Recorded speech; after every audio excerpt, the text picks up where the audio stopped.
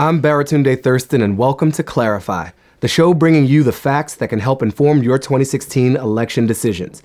In this episode, we'll be talking about one of the most polarizing issues of our time, guns. We'll sit down with hip-hop artist Talib Kweli and chat about why he's been outspoken on the issue of gun legislation. If you compare gun violence in the United States to the rest of the world, we're number one in all the wrong ways. In gun deaths, the U.S. outranks all of Western Europe, North Africa, and the Middle East except Iraq, which one could argue we nudged higher on the list. The U.S. has more guns per capita than any other country in the world. And on average, we use those guns to shoot 48 children every day. But this is just the data we know. Because of very effective lobbying in Congress, we don't have enough of the right kind of data about guns to come up with smarter solutions to gun violence. Harvard and Northeastern universities hope to change that with a new study that's been called the most definitive portrait of gun ownership in the U.S. The Guardian and the nonprofit news organization The Trace were granted access to the unpublished survey.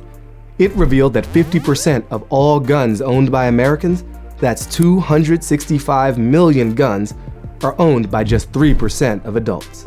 The researchers also reiterated that there are still many more basic facts about gun violence that we don't know. Politicians in both parties respond to acts of gun violence with prayers, condolences, and emotionally charged speeches advocating more or less gun regulation. But where do these conflicting positions come from? And can lawmakers do anything to prevent intentional or accidental gun deaths? Here's Mike's politics editor Luke Brinker on gun culture in the U.S.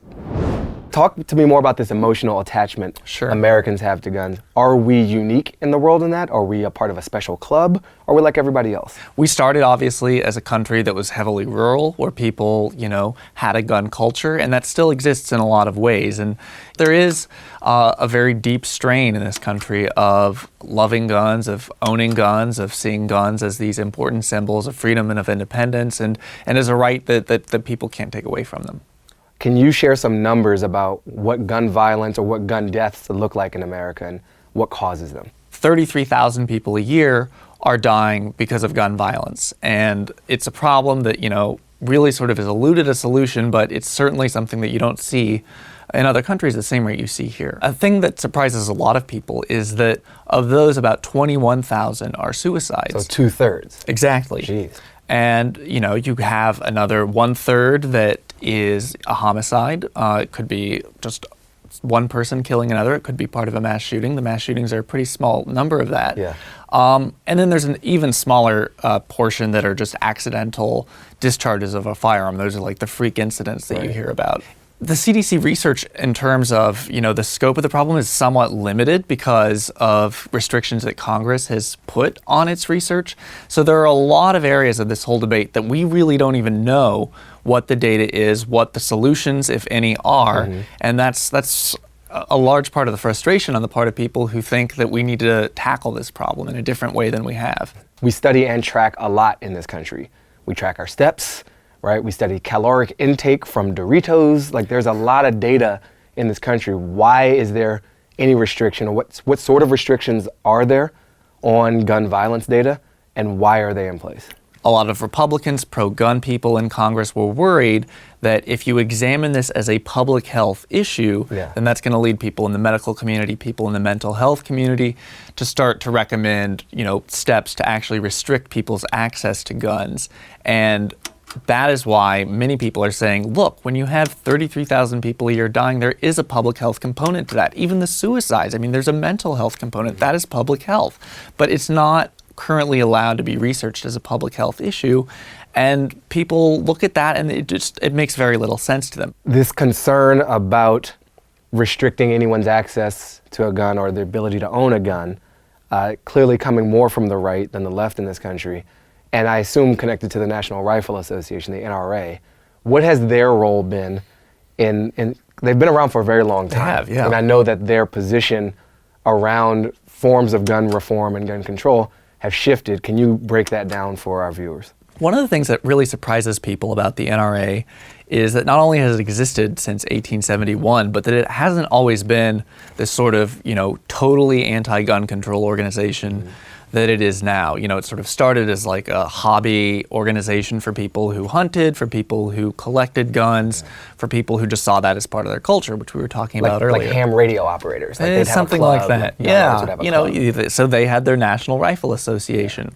But really in the 1970s, and certainly a lot more in the 80s and 90s under Charlton Heston, the famous actor who later led the NRA, it evolved to this position of being much more of an organization that took a stand against new restrictions on gun ownership, that said that legislation to expand background checks, to look at potentially banning assault rifles, is this slippery slope to actually repealing the Second Amendment. So sure, the NRA has existed for, about 145 years now, but it's really only existed in its current form for about 20 to 30 years. So it's a pretty recent development.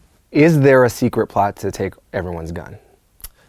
If there is, it certainly hasn't been uncovered yet, and that's a popular charge on the part of Republicans, even people who are advocating gun restrictions in Congress, or at least steps to make it harder to get a gun. For instance, there was 3 years ago the Manchin-Toomey bill, which would have universalized background checks. There are currently loopholes that not everyone who buys a gun actually has to go through a background check. Even if anyone wanted to, and no one has proposed it, by the way, there's just no way that in this current environment that there would be something even remotely approaching a total rollback like that.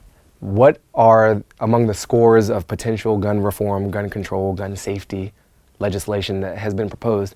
What do people want who seem to want to rein in our access to guns? More ambitious proposals are also out there to, reinstate the assault weapons ban. Hillary Clinton and Bernie Sanders both sort of rallied behind that proposal in the primaries earlier this year. Something that people look at and think might be a little more realistic, but it's also pretty modest, is banning people who are on the so-called no-fly list from buying guns. People make the argument, look, if you're too dangerous or at least a risk to fly, then why are you allowed to buy a gun? Yeah. And Hillary Clinton obviously has backed efforts to ban people on the watch list from buying guns. And Donald Trump, who has the endorsement of the NRA, has rallied to that position. He hasn't actually endorsed a specific piece of legislation, but he said, well, this sounds like it makes sense. So this is an issue where he's a little bit out of step with the most ardently pro-gun people in his party. It sounds very depressing that the legislative paths on this issue are closed.